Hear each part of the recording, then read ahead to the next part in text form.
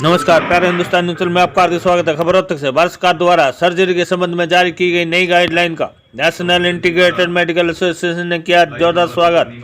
IMA के डॉक्टरों द्वारा 11 दिसंबर की राष्ट्रव्यापी हड़ताल का निमा ने किया विरोध। हड़ताल के दौरान निमा सदस्य लोगों को देंगे अपनी सेवाएं। आईएमए द्वारा बीएमएस डॉक्टरों का विरोध करना दुर्भाग्यपूर्ण। निमा डॉक्टरों ने कहा, सरकार की गाइडलाइन पर लोगों को करेंगे सफलतापूर्वक इलाज। सरकार का आभार प्रकट करने हेतु अपनी पोशाक पर बांधे गुलाबी रिबन।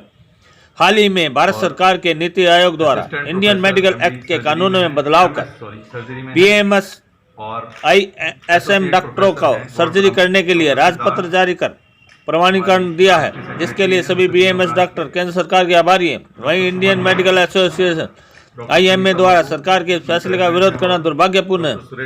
यह बात आज नेशनल इंटीग्रेटेड मेडिकल एसोसिएशन नीमा के जिला प्रधान डॉक्टर दिनेश मनचंदा ने पत्रकार वार्ता में कही। उन्होंने कहा, आईएमए ने कोरोना महामारी के समय भारत सरकार के फैसले के खिलाफ 11 दिसंबर को राष्ट्रव्यापी हड़ताल की घोषणा की है, लेकिन नीमा के सदस्य आईएमए द्वारा बुलाई गई इस हड़ताल का विरोध करेंगे।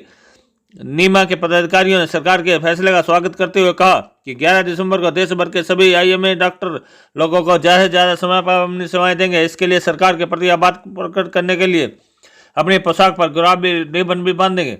उन्होंने कहा, प्रक्रिया बीएमएस और एमबीबीएस तथा एमएस सर्जरी एवं एमडी शल्य के लिए एक समान है। आईएमए द्वारा इसका मिक्सोपैथी खिचड़ीकरण के रूप में उपहास किया जाना किसी भी सूरत में स्वीकार्य नहीं है। उन्होंने साथ ही कहा, आईएमए का आंदोलन न केवल स्वास्थ्य के खिलाफ है, बल्कि इस महामारी में आईएमए शहीदों का भी अपमान है। डॉक्टर डीएस मौर्य ने कहा, आईएमए आधुनिक वैज्ञानिक चिकित्सा पर मालिकाना अधिकार होने का व्यवहार कर रहा है, जो सही नहीं है। सुरता संहिता जैसे 5000 वर्ष पुराने सर्जिकल ग्रंथों में कई सर्जरी प्रक्रियाओं के नामों का उल्लेख किया गया। नीमा के सदस्य डॉक्टर सिद्धार्थ ने कहा, WHO ने डॉक्टर जनसंख्या अनुपात 1.400 रखा है, जबकि भारत में वास्तविक अनुपात 1.1000 है। डॉक्टरों की ऐसी कमी में सभी के लिए चिकित्सा आईएसएम के इस प्रकार के गलत और भ्रामक प्रचार एवं शंभुवाद की उपस्थिति कैसे प्राप्त की जा सकती है। भारत सरकार के पाठ्यक्रम व नियम अनुसार एक छात्र नीट परीक्षा पास करके बीएमएस में दाखिला लेकर 4.5 साल का कोर्स और 1 साल की इंटर्नशिप करके अपनी डिग्री लेता है और उसके बाद फिर नीट परीक्षा पास करके 3 साल के लिए एमडी सेल में दाखिला लेता है, तभी वह सर्जरी कर सकता है। इसके लिए भारत सरकार का MSR भी है। यह प्रक्रिया बीएमएस, एमबीबीएस व एमएस सर्जरी एमडी सेल के लिए एक समान है। उन्होंने कहा कि एक बीएमएस चिकित्सक ज्यादातर ग्रामीण चिकित्सा क्षेत्र को चुनता है, जबकि उनके समकक्ष आईएमए चिकित्सक ग्रामीण रोगियों से दूर भागते हैं और शहरी प्रैक्टिस का विकल्प चुनते हैं। आईएसएम चिकित्सक ग्रामीण स्वास्थ्य मिशन, राष्ट्रीय बाल सुरक्षा कार्यक्रम, आयुष्मान भारत कार्यक्रम जैसे के तहत रोगियों को आपातकालीन चिकित्सा सेवाएं भी दे रहे हैं। देश में 95% गहन चिकित्सा इकाइयां आईसीयू केवल आईएसएम डॉक्टरों द्वारा संचालित है। उन्होंने कहा, आईएमए का आंदोलन न केवल स्वास्थ्य के हित के खिलाफ है, बल्कि इस महामारी में आईएसएम शहीदों का भी अपमान है। इस मौके पर मुख्य रूप से नीमा के doctor MS Kaushik, doctor DS Maurya, उपाध्यक्ष doctor Sanjeev Madan, women forum के अध्यक्ष डॉक्टर सुनीता मग्गू, उपाध्यक्ष डॉक्टर सुमन मौर्य, सापला अध्यक्ष डॉक्टर सुरेश राठी, बाबा मस्तनाथ आयुर्वेद कॉलेज के professor doctor Pankaj Jindal, professor doctor Manish Sharma, doctor Dinesh Manchanda आदि प्रमुख रूप से मौजूद थे। रोहतक से वैशाली सैनी की रिपोर्ट। जी डॉक्टर साहब बताइए। 20 नवंबर 2020 को सरकार ने एक नोटिफिकेशन जारी किया है, जिसमें BMS की डिग्री के बाद MS की डिग्री प्राप्त करने के बाद जो हमारे ग्रेजुएट्स हैं वो सर्जरी कर पाएंगे। और उन्होंने स्पेसिफाई किया है कि 58 तरह की जो सर्जरीज़ हैं उन्होंने मेंशन की हैं कि ये सर्जरीज़ वो कर पाएंगे। वैसे तो ये सर्जरीज़ हमारे जो सर्जन हैं वो दशकों से करते आ रहे हैं और सक्सेसफुली करते आ रहे हैं, लेकिन एक यूनिफॉर्म नोटिफिकेशन नहीं था।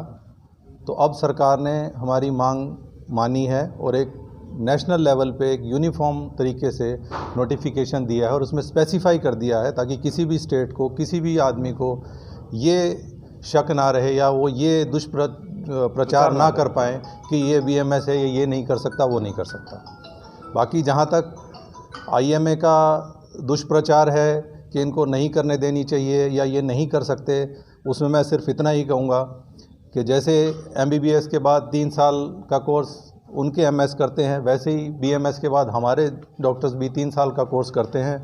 बाकायदा उन्हें ट्रेनिंग, एजुकेशन हर सिस्टम से दी जाती है। कॉलेज उन्हें डिग्री देता है, यूनिवर्सिटी उन्हें रिकॉग्नाइज डिग्री देता है। तो MS की डिग्री लेने के बाद भी अगर IMA ये कहता है कि हमारे ग्रेजुएट सर्जरी ना करें, तो ये कुछ अटपटा सा लगता है कि जो आदमी जिस चीज़ का स्पेशलिस्ट है वो उसी काम को ही नहीं कर सकता या उस काम के लिए IMA से परमिशन लेगा या किसी पैथी से परमिशन लेगा, तो ये अजीब बात लगती है।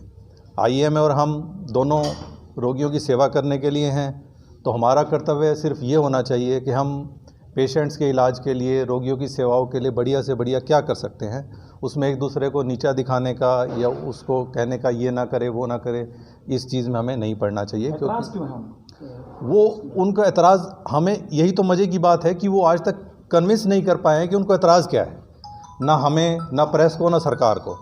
सिर्फ मुद्दा ये है कि जी BMS के बाद जिन्होंने MS करी है उनको सर्जरी ना करने दी जाए। क्यों ना करने दी जाए, हमें वो पॉइंट आज तक वो नहीं दे पाए।